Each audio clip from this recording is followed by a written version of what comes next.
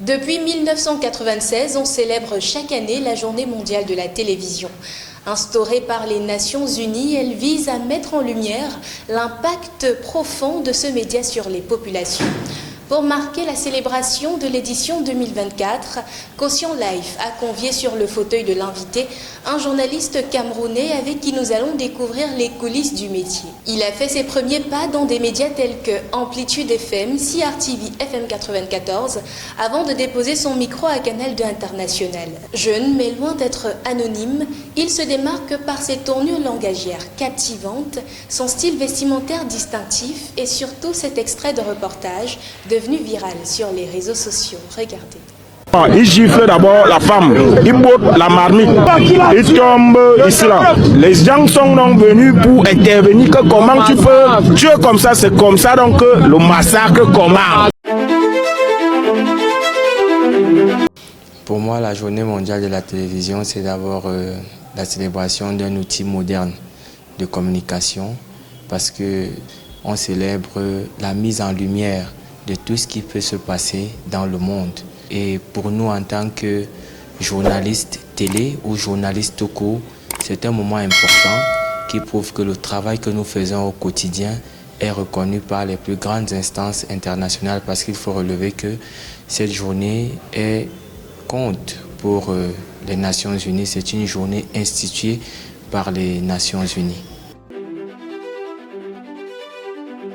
Joël, c'est un Camerounais dans la trentaine. Je suis né à Yaoundé, dans un quartier populaire et Liguefa. J'ai fait l'école primaire à l'école publique du Camp Beauvais. J'ai obtenu mon CEP. Je suis allé au lycée bilingue de Mbalmayo parce qu'il faut dire que moi je suis déjà habitué à fréquenter dans la périphérie. Donc on a pu avoir l'accès au lycée bilingue de Mbalmayo. Là-bas, j'ai obtenu le BEPC, le probatoire et le bac. Je suis revenu à Yaoundé en 2010 où j'ai postulé à l'université de Yaoundé 2 SOA. Je suis sorti de là avec une licence en droit privé. Il y a une de mes grand-mères, paix à son âme, avec qui je discutais souvent beaucoup. Elle me demandait qu'est-ce que tu veux faire dans la vie. Je lui disais, je veux faire droit pour être avocat ou alors journalisme. Et puis finalement, concours du destin, Canal 2 se présente à moi. Donc je vais là-bas, je dépose un dossier, je rencontre Rodrigue Tonguet avec qui tout se passe bien. Et puis il me dit, ici à Canal 2, si tu es bosseur, si tu es assidu, on ne te laissera pas partir. Donc voilà, c'est comme ça que je commence l'aventure avec Canal 2 en 2020, août 2020. Le journalisme est vraiment absorbant parce que on nous le disait pendant qu'on était en école de formation, on n'y croyait pas trop. Tu sais quand tu sors de chez toi, mais tu ne sais pas quand tu rentres. Parce que même à la dernière seconde, il m'est arrivé d'être déjà dans le taxi, proche de la maison, et qu'on me rappelle pour aller gérer un événement. Et c'est comme la nation qui t'appelle. On ne veut pas savoir ce qui se passe à côté. Il faut que tu répondes présent. Mais on essaye, autant que faire se peut, de garder une vie en dehors du journalisme. Ça crée des tensions. Vous ne pouvez plus être très présent pour les réunions familiales par exemple. La grand-mère ne te voit plus, l'oncle ne te voit plus, et les amis aussi.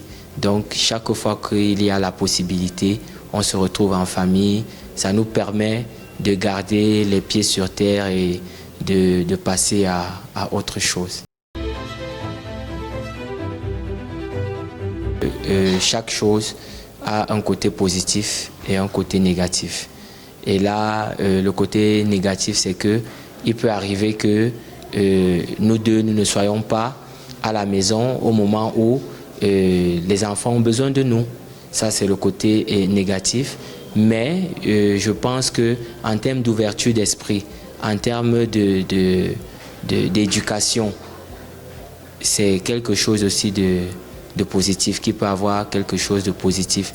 Parce que on fait toujours tout pour que, une fois qu'on a été libéré du service, qu'on soit à la maison pour au moins regarder les devoirs, essayer de savoir comment la journée s'est passée, essayer de savoir comment ça se passe avec la nounou. Donc, être vraiment à l'écoute. L'un de nous deux est toujours à la maison dès que cela est possible. Et les journées où l'un de nous deux ne travaille pas, c'est vraiment à la maison. Je ne vais pas prétendre donner des conseils à des jeunes collègues parce que moi-même, je ne prétends pas avoir déjà une si grande expérience que ça. Mais je vais me baser sur ce que nous disait déjà une de nos enseignantes, en la personne de Evelyne Mengoakong.